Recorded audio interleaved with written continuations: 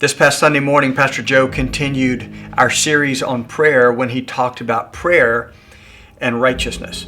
Matter of fact, he drew the connection that when you live your life in a godly way, in a righteous way, that God hears your prayers on a different level. If you didn't get a chance to go listen to that message, I strongly want to encourage you to do that. Great message.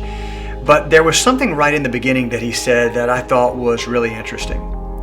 He said that when his kids want his attention, maybe he's on the phone or he's doing something, but when they want his attention, what they will often do is grab his face and turn it towards them so that they know that they have his full undivided attention. You know, righteousness actually does that to the Lord.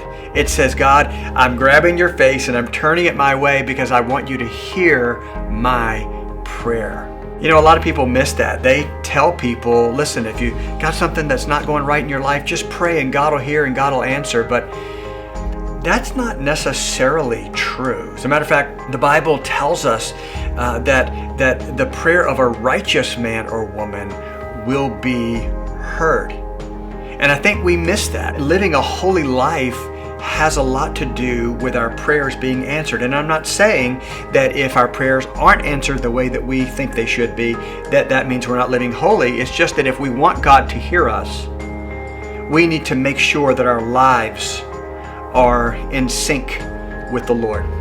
I hope you were challenged this past Sunday morning to go out and say, I want to live my life on a different level so that God will hear my prayers on a different level.